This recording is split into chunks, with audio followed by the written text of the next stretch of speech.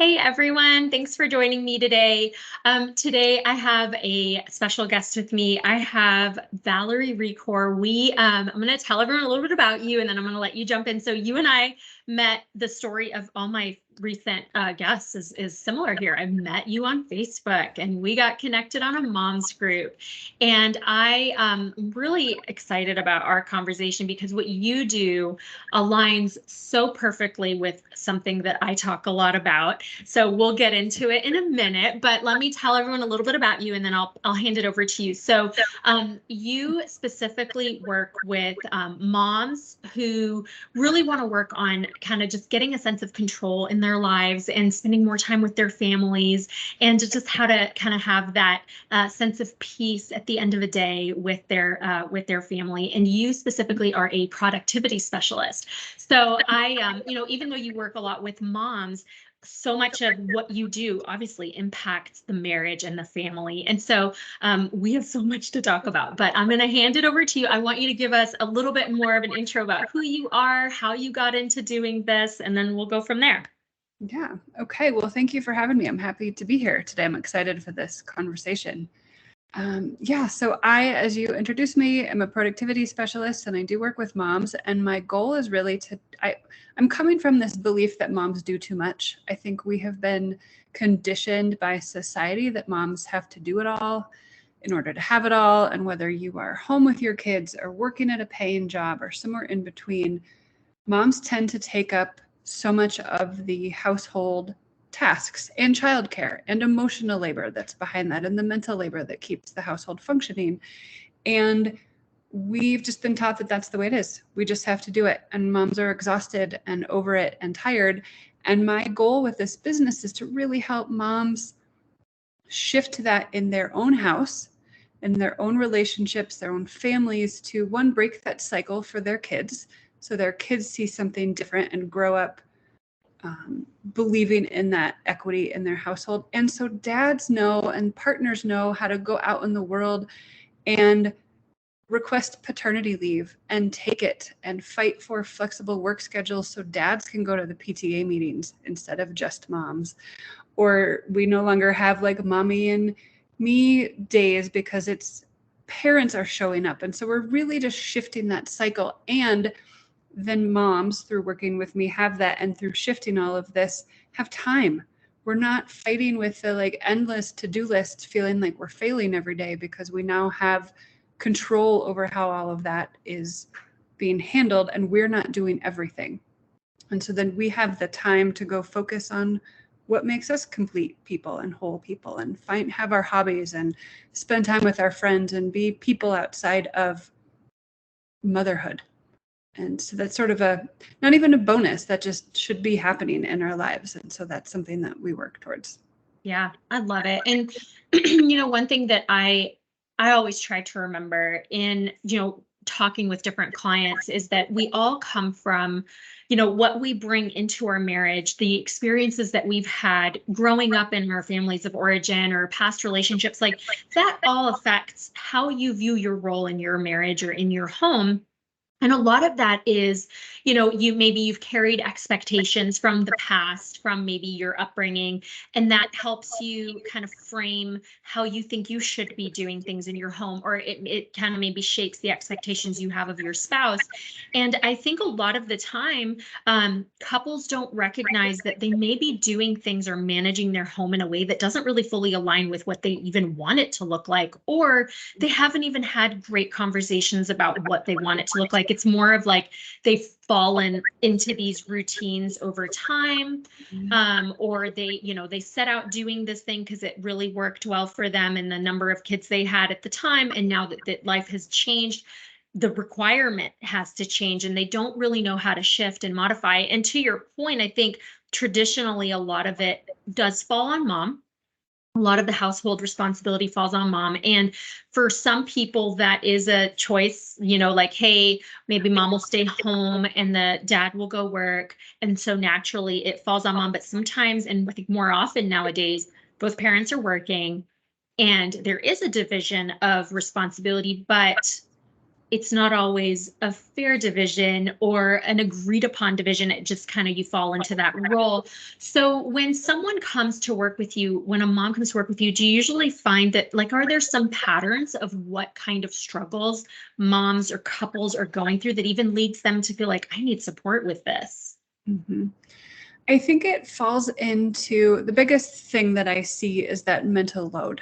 So there's so much, it's that ticker tape that's going on in our heads all the time. It's what you're lying awake in bed at 2 a.m. worrying about. Like, when did my kids last see the dentist? And are they almost out of toothpaste? And, do we have the right kind of ketchup in the fridge that we need? Or I don't know, my kids both had growth spurts this fall after we bought their clothes. And so now it's like, do we need to go buy more clothes, or can they just live in pants that are way too short for the winter? Like, these are the things that we worry about, because they're things that need to happen and need to be taken care of, and somebody needs to do it. And we just tend to take it on because so many reasons, from we just feel like it's not going to happen unless we do it.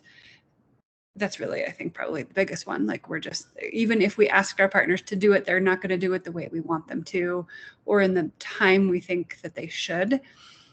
And so many other things that we tell ourselves. And so we just fall into these patterns. And some of it stems back to when your children are born and moms get, if you're lucky, moms get that maternity leave. And so they're home with the kids, and dads either don't have leave or don't take it. And so moms just get better at this stuff. And it's not that moms are that it comes more naturally to us to parent. We've just had more experience. And I'll say, like, I have 2 girls, and my oldest is almost 11. And her first year of life, my husband changed her diaper more than I did, because he was home, and that was something that he could do. When he was home, he changed her diaper. And so he was better at it than I was, because he had that experience. It wasn't that he just was born naturally knowing how to change diapers. He just had that experience. But I think we fall into that trap of, well, it just comes more naturally to me as a woman or as mom. And so I'm just going to do all of this stuff. And so it's taking that mental load and going, okay, let's make this load visible so that your partner sees all of it. And then invite him into a conversation where you are equals, and it's the 2 of you against the dishwasher. It's the 2 of you against whatever task you're arguing over. And then there are steps you can take to make sure that things are getting done in a timely manner. But it's not your partner saying, please just make me a list. I'll just do whatever you make me a list, right? I've done that before. I will make a list for my husband and stick it on the counter, and that Post-it note gets lost under stuff. It never happens, or there's no context for it because we're not communicating about it. And that's, I think, one of the big things where things fall apart. It's all in our head, and nobody else knows what's going on.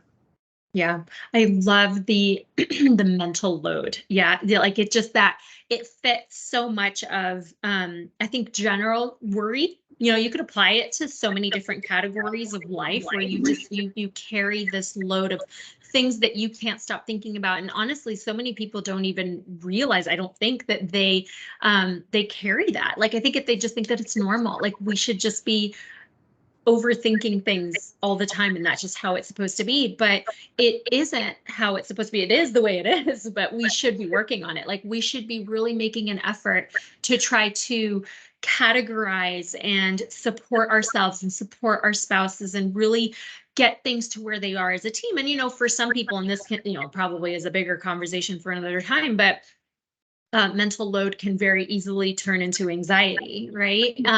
So that's something to consider. But I think that your point about, moms, it kind of being, maybe in society we say, it just comes more naturally to mom.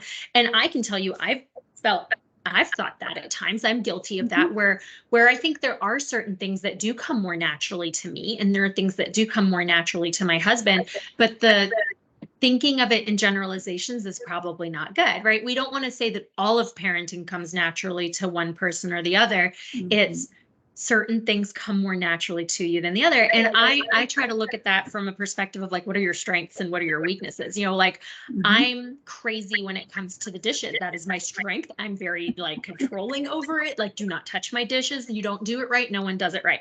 So that is my strength. My husband will be glad to never do a dish in his life. And he lucked out because I do like to do it.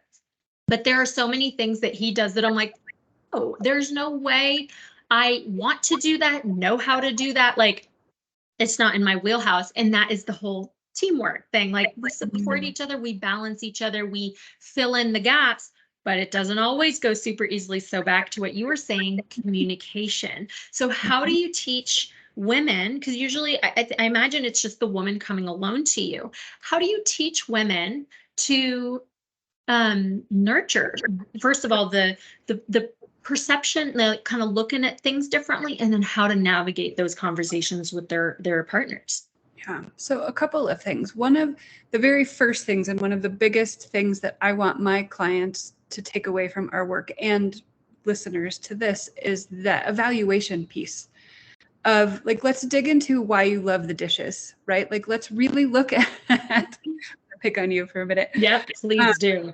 Is it because we have been conditioned that like there's this one specific way that the dishwasher needs to be loaded? Or can we get to a point where sometimes we run our dishwasher so often, it's ridiculous. I get so tired of doing dishes, and my husband and I share it, and I still feel like I do them all the time. And so it's really looking at the why behind why we are doing something. Like, what is it that we're coming to? Is it because it could be you really truly just love doing dishes and you're like, I don't mind doing laundry. I do all of my family's laundry. My kids are old enough that they have to sort and put away their own laundry, and I'm trying to get them to help with parts of it. But for the most part, I don't mind doing it. But anything else around the house, at some point, I'm just over it. Let's look at the conditioning behind that and what that looks like. And so one of the methods that I use with my clients, and this is not my method, it's called the Fair Play, and it's based on a book by a woman named Eve Rodsky. And it also comes with a deck of cards. So I'll use the cards in this conversation as well.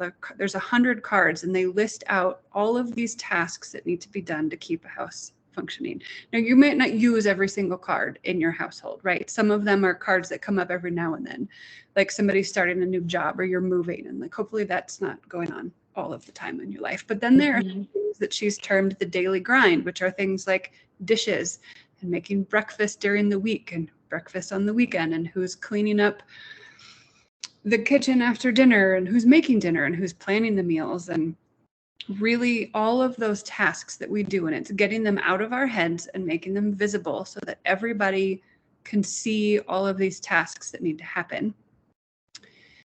And then really the first part of all of it is, let's look at the why behind it. Let's define our values generally as a family. What is it we want our life to look like now? What is important to us? What do we value? And then making sure that most of your commitments and tasks fit in with that, on the like grander scheme of things. Like, what are the extracurricular activities you're doing, and what kind of birthday parties are you throwing, and what do your holidays look like? There's those pieces. And so you really get into that part of it. What is important to us? What needs to be done on a regular basis to keep our house functioning? And then each person takes a task, and they are in charge fully of that task from the conception to the execution. So the acronym that Eve has is conception, planning, and execution. And so it tends to be that mom will take on the conception and planning part, and then other people will take on the execution. In reality, one person should fully be in charge of the task from beginning to end. So let's take the trash, for example. It's not me reminding somebody else to take the trash out. It is somebody's job on a specific defined day or week to know that it's trash day, to remember all of the steps it takes to take out the trash, and to take care of it. And it's bigger than just like, please go take out the trash. Like, there's a lot involved in there, right? And so there's a conversation around, what does that look like? So in our house, my husband and I have divided the dishes and cleaning the kitchen from Sunday through Saturday. One of us is fully in charge of loading and emptying the dishwasher, hand washing everything that needs to be hand washed, and at the end of the day, making sure the kitchen is clean enough that whoever is going to make breakfast can make breakfast without having to clean the kitchen. But we've also included in there, if it's your week for dishes, you're in charge of emptying the recycling bin that's inside and taking the trash out at the end of the week or when it gets full. And that trash is trash in the whole house, not just the like overflowing kitchen trash. Because those things needed to be defined versus like shoving more, we're like piling recycling on the side of the counter because nobody's taken it out, nobody wants to. It's now somebody's job on specific days. And it might look different in your house. You may need to define the dishes differently or who's taking out the trash. But you're looking for what feels fair to you. We're not counting like, well, I've taken the trash out the last 6 days. It's your turn to do it for the next 6. It's what feels fair for your family, not a 50-50 split. That was a lot that I just threw out there. A lot of acronyms. Perfect. Like what? Yeah. But honestly, like what I love about it is it's just everyday relatable for every person listening to this. Like, I don't know that there's going to be a single adult listening to this who's not going to, on some level, be able to relate to, yeah, we all have to figure out how to divide the tasks in our home. And it's usually not easy. It seems like such an easy thing because it's such a common, like everyone has to do tasks. But honestly, I would say, at least in my experience as a therapist, this is one of the most common issues that couples face because it is an everyday thing that no one wants to do. No one wants to take the trash out. When I say I love to do the dishes, I mean someone has to do it and I don't mind doing it. And if it has to get done, it's going to get done my way because I'm a little obsessive about it. But no, if I was sitting here and I had a free time, I'm not hoping that there is a sink full of dishes for me to go do. That sounds terrible. I'd rather do something else. But we can all relate to the fact that there needs to be a system. And what I, was thinking, one of the things I was thinking when you were saying that about how you and your husband have this system is so many people miss the planning portion of it and what ends up happening is, hey, I'm frustrated. I'm the one doing all of this stuff. And now I'm coming at you about it. Now you're going to hear my frustration, how unfair I think this is, and how you don't pull your weight, blah, blah, blah, blah, blah. And it turns into an argument or a fight. And then a resolution for that issue is found, or everyone just moves on, sweeps it under the rug. And then maybe it's calm for a little bit, and then it just is going to come back again. So your example is perfect, which is, what is the plan? How are we going to navigate this task? And honestly, every task in our house, how are we going to divvy this up? Like, hey, you over there, kid, what do you want here's a list of tasks, pick 3. Mm-hmm. What are the 3 things that you want to be responsible for this week? Okay, if you're going to take that on, what day do you want to do it? How are you going to remember to do it? And do you need me to remind you, or are you old enough to put a reminder in your phone or Alexa or whatever it is that you've got going on? That conversation seems like a lot of work, but that is what then sets you up for success long term, where you don't have friction as much, you don't have arguments and fights. And yeah, you might need to modify it from time to time because maybe someone's after school activity changed or they have other things going on and they need a different task. But ultimately, everything needs a plan. So now I spoke for too long. I'm gonna bounce it back to you. No, I think that's great. There's a couple of things in there. So one, it's that plan. It's that having a regular meeting and a regular check-in, almost like you would a business meeting, to talk about all of this stuff. So let's talk about what worked this past week. What does this next week look like? Because there might be times where, like currently, my husband and I both work from home, but if he has to go into the office, but it's his week to deal with the dishes, I may say, I will take over this day because I know you're getting home late and you're going to be tired, and I will just do it because it just makes sense for us that day. I might not. I might just be like, good luck. You're going to have to deal with that when you get home. But it's having those conversations about how things are working. It's bringing that frustration to those calls and to those conversations instead of in the moment when you're angry. I've had a friend tell me that he told his wife he was going to quit even loading the dishwasher because she would redo it after he did it. which is another piece of this whole of the fair play method, is the minimum standard of care, which I think is one of the most important parts of this conversation, is how are we doing things? Why are we doing it this way? And does this make sense for our family? So I often share, in college, I had a roommate who would re-clean the bathroom after I did it because he didn't think I did it well enough. And so I quit cleaning the bathroom, which I was happy to do, right? But like, I'm not going to waste my time doing something if somebody else is going to redo it. And so having that conversation, like, you might load the dishwasher differently than your partner or your kid does, and that's fine. And does it matter? Maybe, but let's have a conversation about that related to why it might be important.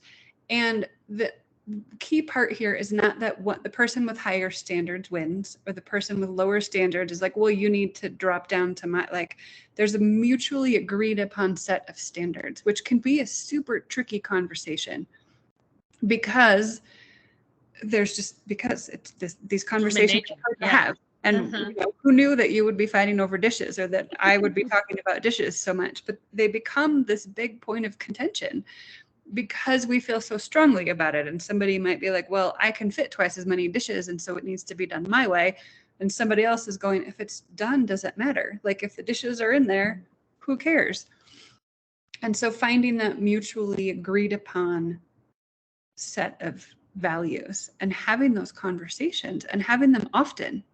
So my husband and I check in regularly of, is this working for us or not? And do we need to change this? And so far it is working. Or the trash and recycling came later because it was like, okay, well, we've got this part down, but now this piece is falling, isn't happening. So how do we fix this? And so then we continually talk about it. And with your kids, as you were saying, like, get them involved. And as parents, we might have to do the conception and planning part with them, and they can do the execution, or do the, depending on their age, do the whole thing with them. But the goal is down the road, they can do it on their own. My kids don't need me to help them sort their clothes. They might fight with each other while they do it, but it happens. And then I have one kid who will put her laundry away, and one who just lives out of her clean laundry basket a week and can never find what she wants, but that's hers, you know, like, that's her choice. And so it's getting into the why we're doing something, and then finding ways to talk about it in a way that gets you ahead of all of those arguments and prevents them, or at least minimizes them. Yeah. And I fully agree. And I, I think it's about, there's no one size fits all, first of all, right? So every family has to figure out what works for them. So like what I teach people, I'm like, I'm not going to tell you how to do it. I'm going to teach you a framework that will help you identify what are all the things that need to get done in your house. Who's doing them right now? Are you happy with how it's being done? And is there a different, like, what's falling through the cracks that's not getting done, that's leading to struggle? And what do we want to do differently? Like, what new system? So if we can together come up with a system that then you just implement in your home, but I also teach you how to modify the system when it stops working, then you won't need to keep talking to me about this. You will have a plan for how to just course correct when things don't go well. And you're absolutely right. I think, going along with anything that we're doing with someone else, we have to be mindful of two things. Like, we have to be mindful of ourselves and how picky in particular we're being about something. And then we have to be mindful of what the other person's needs or strengths and weaknesses are as well. And so, when you were talking about how the higher or the lower standard, I think there's room for growth on both, right? So if I know that I like things done a certain way, then I have two choices. I can try to sit and have a really good conversation with this person to clearly explain what I want and need. I need to give them a chance to explain what they need, and then we can find a comfortable middle. Or if I'm so particular about it, then that needs to become my task, and I am not allowed to be frustrated with the other person for not doing it. And that's part of why I've taken the dishes. That's probably the only task that I can think of that I am like, will never share, because I know how particular I am about it. It just grosses me out. when anyone else does it. Maybe the only other person that comes mildly close is my mom. My mom does a good job. Maybe I learned it from her. Maybe we're both messed up in the head. It's fine. But if I know that about myself, I know that I am going to be like, you totally did that wrong. Then I'm not going to stress him out, like hit out, me out by enforcing my rules. That's rude. I'm not in charge. But because I'm kind of crazy, I will do it myself. And then everyone's going to be happy. Yeah, I think so. I'll put another example out there. I was teaching my 11-year-old how to fold towels. Realized this was a skill that she needed to learn that we hadn't covered yet. And I was just like, come fold these towels. No, my husband folds towels differently from me. We do it differently. Totally fine, right? And so I'm showing her how I do it, and I'm showing her how he does it. And I'm just like, there's really no right or wrong way, except for there's a drawer in our kitchen that is like the silly, shallow drawer. And that's where our hand towels and napkins go. And these need to be folded in a specific way so that they fit in this drawer. Otherwise, they're going on a shelf in a closet, and I don't really care as long as they're folded and we can find what we need. And so talking about the like why things are folded a certain way or why they're not, and the importance behind that, or the it doesn't matter, just get them folded. Or, you know, if I'm going to take a towel out of the closet, how can I easily put it on a hook or put it on a bar? Does it need to be folded a certain way? And that gets back into the why behind something. So the towels aren't going to fit in this drawer in the kitchen if they're folded a different way. They need to be folded this way. And so we were just talking about why we need to do things. It's like these bath towels can be folded however you please. Just get them folded. And then we talked about fitted sheets. It was like nobody knows how to fold fitted. No. As long as I can shove them in the back of a closet, I'm fine with that, as long as we can also find them later. And so it was that why behind we're doing a task a specific way. And that knowing that people do things differently and that that's also okay. Yep. We need to talk a sec about the I don't care. I love that. And generally I feel like I don't care is dismissive. And I'm like, if I say, do you want to do this? And you say, I don't care. I'm like, ugh. But in this situation, the I don't care is so beautiful, because why do we get so particular about certain things? We probably need to all work on a little bit of I don't care when it comes to our household stuff, because so much of the conflict comes up because we have these preconceived expectations of how things should go. And to your point, if they go in this particular drawer or in the closet, yeah, I could see why we could argue that, but this is, it's convenient. They need to be in the kitchen, whatever. But ultimately, does it matter? If we are learning to operate well as a family unit, and we're teaching our kids how to do things, and everyone can contribute without the headache of particularities or whatever, then isn't that ultimately the bigger goal? And that's hard for people who don't know their why. They just know that that's just how it's done. But we could all stand to ease up a little bit. I know that I can. I think we all just need to not take ourselves so seriously. So shifting a little bit, let's talk a little bit about just, when you're working with families who really struggle with this, where maybe let's say you have a woman that comes to you and really needs help navigating this, and everything she tries is just not received well. Maybe the other person is not really able to get on board, maybe sharing responsibilities and stuff like that. What do we do in those situations? Like, how do we help people where one person is more invested than the other in their partnership, and so the house isn't flowing well? Honestly, I would probably refer them to couples counseling, because it's not my wheelhouse. That is not something that I would feel comfortable taking on. And so it would be, let's find you a counselor or therapist who can work with the both of you and help get you on the same page before this becomes a bigger issue. Yep. And I think that's the big part of it, is really just like sometimes that is going to happen for whatever reason. Your partner is just not going to get on board. Now, some of it is from my understanding and what I have seen, it can take a few conversations to get your partner on board.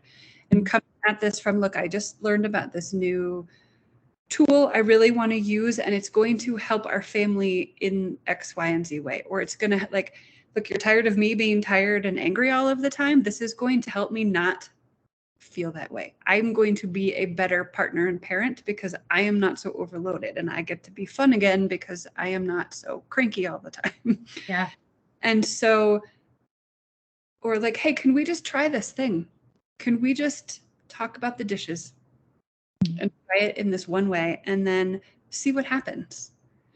And if that is not received well, then third party help from somebody. Yep. Yeah. To be. And I agree fully. And I think there's, as a I work with from two perspectives, right? As a therapist and as a relationship coach. And there usually, it's very rarely a like, this is our main issue. Like we can't align. That is a big daily problem, but usually there's a deeper issue, right? There's some kind of misalignment about maybe some respect or just overall perspective of what the partnership really means. And are we actually partners, or what are the expectations of roles? So regardless of whether you're doing this by yourself or doing this with a professional, because from the coaching perspective, I teach a lot of the like, my benefit, I guess, the way I do it is I'm lucky enough to work with a couple together. So I get to harass both people equally. You only get to harass the women, which is usually the women are the ones that come find us. Like even this conversation, so much of it is directed at women. And even though in my perfect world, men and women would equally listen to this podcast, the reality is mostly it's going to be women. Women are usually the ones that seek out couples counseling, seek out some kind of third party help. And that's not a knock against men. I think there are a lot of men that are the ones that seek it out. But generally speaking, I think it's just that women tend to be more consumers of more self-help, personal advancement, relationship stuff. It's just the way that it is. And if you think I'm wrong on that, please call me out. But I think that ultimately teaching women how to talk, how to have that conversation, I think is probably such a big part of what you do. I know it's a big part of what I do, where we can find the right way. Because the right words are only a small part of the communication. It's the timing and the approach, the tone, the body language, all of that. And I think so many couples, when they get to this point where they have kids and they're busy and they're tired and they can't manage these things, it's just about, how do I talk to you when I'm exhausted and I just need it done? I don't have patience. I don't have the bandwidth to really try to sort this out with you. But teaching people the importance of speaking clearly without accusations and teaching people to listen with an open heart, I think is such an important foundation of any relationship issue whatsoever. What do you think? I fully agree with that. And those, I think, were skills that we were not taught. They were never modeled for us. They were never taught to us. And so we come into this wanting to change something, but not knowing how. And then to your point of like, we're tired. And I've talked to moms who are just like, I know I need to have this conversation. I am too tired to have it. Yep. I can't muster the energy to do this. Or you might just be feeling like, okay, this is great and all, but this is just one more thing for me to do. Now I have to learn this tool and do this thing and talk to my husband, and I'd rather just go do the dishes or put the laundry away and like make it happen instead of all of this work to get it there. To which I would encourage, this work it can feel big, and to some degree it is effort, but the payoff is huge. And it might even just start out with, we're not even going to talk about the dishes. We're going to talk about how to get you and your partner one night a month that's just for you to go do whatever the heck it is you want to do. We're not even going to organize your to-do list or talk about how you're spending your time or who's doing what around the house. We're just going to get you time to yourself to breathe and go read a book or go do something that you want to do for yourself, because that's the ultimate goal, is that we all have that time to do all of that without all this other stuff hanging over our heads. Yeah. But we are tired. And so really knowing that doing this work gives us that energy back, gives us that time back, and gets our partners involved in the household and models something different for our kids so that our kids don't end up in the same situation down the road because they see something different is huge. And I think that's all, it's all big and so worth it. Absolutely worth it. Yeah, 100% agree. And I love your point about the ultimate goal is that relationship, because everything we teach, like when you work with women to nurture that aspect of their relationship, it's not because you think that's the most important part of their relationship. It's because you know it's an obstacle to them having that relationship that they want to have. It's a daily struggle, that grind of figuring out how to run your home with these other people that live there. It gets in the way of being able to just enjoy that quality time with their kids or with their spouse. And I think that is such a good point, because it doesn't matter who does the dishes. It doesn't matter how you do it. It matters that all that matters is that you have that partnership, that comfort. And then, for me, kind of like you were saying with the one night a month, it's how do you cushion these, like, to have these conversations. You have to have these supporting roles, right? Like you have to have enough positive investment in your relationship that when you go to have a hard conversation like this, you're not pulling from like the bare bottom of this barrel of energy. Like you have had a little bit of quality time, even if it was just a good long hug, even if it was just a 30-minute show you watched together, even if it was a one night a month that you did get to go out to lunch or dinner. Like that can make the difference to where you then feel a little bit more connected, a little bit more just, maybe you had conversation that was about absolutely nothing important, but it was fun and you enjoyed it. And now you've had this like kind of just a reset a little bit with your spouse. And so then it's easier to pull from something positive so that you can go to your spouse and say, hey, this isn't working really well for us. And I really think we need to sit and talk about it. Because if you wait till you're frustrated or you have zero positive anything with your spouse, then it's just ugly. It's just a whole lot of frustration expressed. And then the other person feels defensive. It's just kind of a disaster. So yeah, I don't know where I was going with that, but I liked your point and I ran with it. That's okay. Just that it's important. These conversations are important, even if they don't seem like they're worth the effort. And when you're especially tired and don't want to have the conversation. Yep. And, I think about one of the things that I think most people can relate to maybe at some point is the idea that we should be running our house a certain way because that's how our parents did it. That's how our neighbors across the street do it. That's how the people on Instagram's house looks like, and so I think a lot of the times it goes back to your question of the why. Why do we do these things? I don't think we can hold ourselves to we need to do this or we should do this because of, we have guests coming, whatever. Like, yeah, I get it. We all have things that we want our house to look like or whatever. But ultimately, is it fitting our lifestyle? Is it matching our values and our needs and requirements or whatever? But so many people are impacted by what they see other people doing. I want you as my spouse to do these chores because so-and-so's husband or wife does them. And that's not fair that it can get you in trouble. So I don't know. What do you think about that?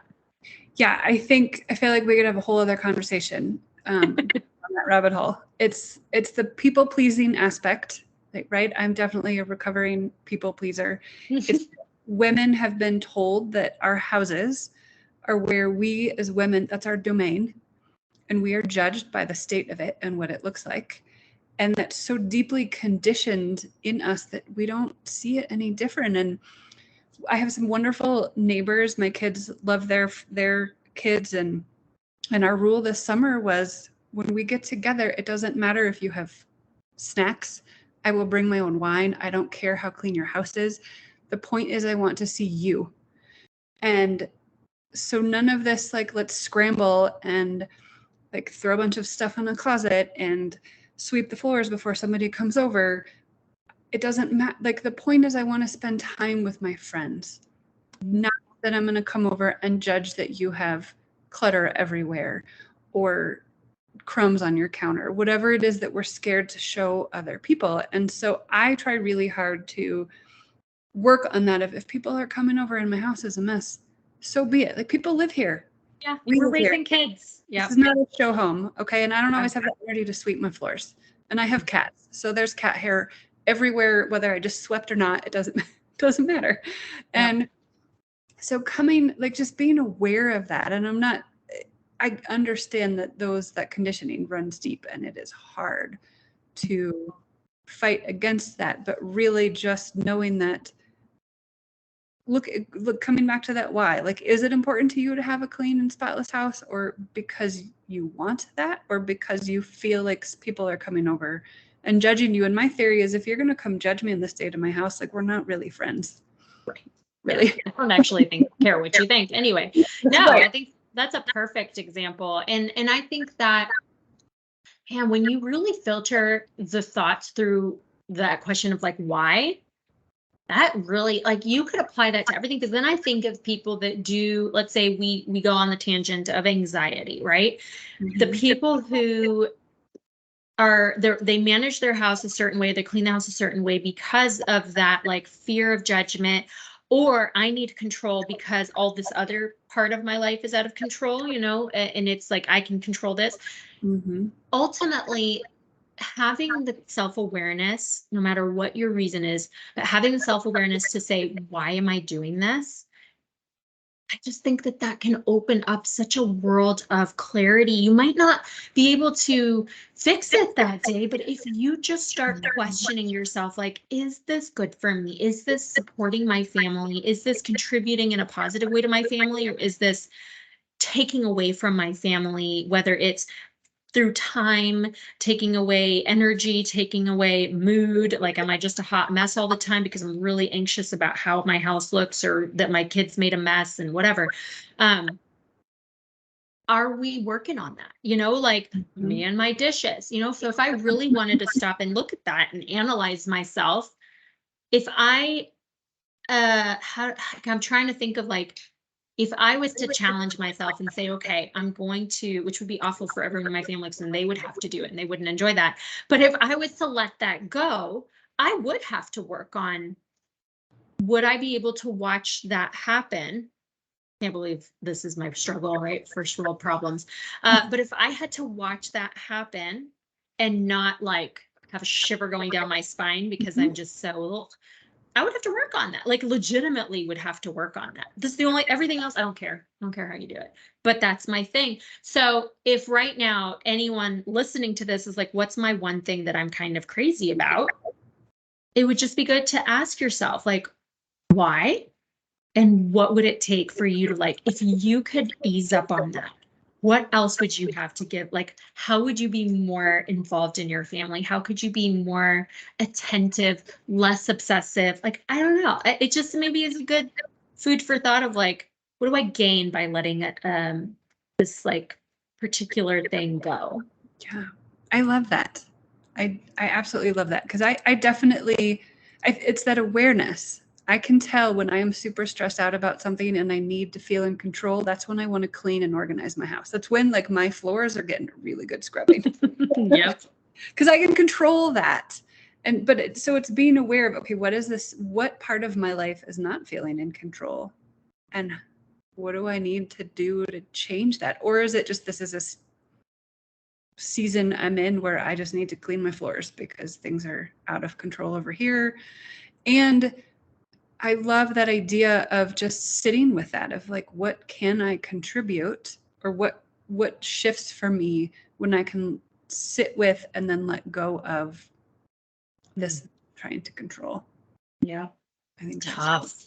It is hard. Now I'm going to have to think about it too, because I'm going to have to call myself out, right? There's always room for growth. But I think you can apply that to every aspect of a relationship. Like, what am I hanging on to? What am I really kind of picky about? What am I insistent on? I don't know. I think there's always room to just reflect, like, because I think we're just so busy and life moves so fast and everyone's so, everyone's got so much stuff going on that I don't think we stop. And, kind of like we were talking about earlier, that conversation, we don't stop and think like the value of the check-in, the value of, hey, is this going well, or do we need to make some changes?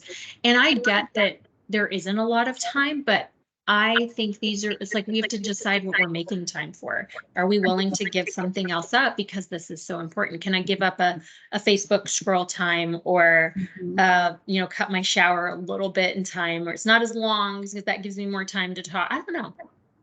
Mm-hmm. Yeah. And it doesn't have to be a huge undertaking.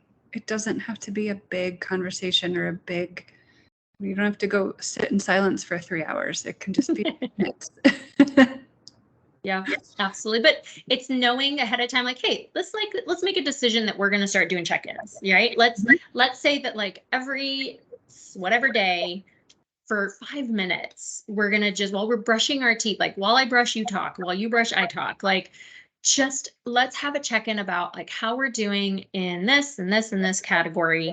And that's it, and so if you decide that that's what you're going to do and you make a kind of commitment to that small thing, then everyone's on, like, it's just something you do. You just add it to the list. Mm-hmm. Yeah. And it can be a really big help. Mm-hmm. Yeah. This is so fun. Okay, so we're gonna kind of wrap up because I've got a client in a few minutes. Actually, goodness, it was fun talking to you, girl. Okay, so while we wrap up, tell us a little bit about, like, if someone wanted to reach out to you, learn more about what you do, work with you directly, what would that first, where would they be able to find you? And then I'll link to all your stuff also. But what would it look like? How does working with you look like? Yeah. So you can find me either on Instagram at Stride Productivity. Or I have a private podcast that is just like 3-minute snippets of just what we talked about today in just kind of to cover it in over several episodes. And it's called In the School Pickup Line. And the link, I believe, is just in the school pickup line, or strideproductivity.com/school pickup. So cool. I'll link to it too. Yeah. Yeah. And so working with me is, I have a virtual community, and it's all self-paced work at this point. One-on-one work if that feels appropriate, but really it's community group calls, self-paced work, so you can listen to a course or watch a little bit on a topic and then apply it to your life and then move on from there, so that, because again, this is not one size fits all. And I want this to work for you and you're busy. And so if an hour of one-on-one coaching doesn't work, then let's dive in a way that helps you.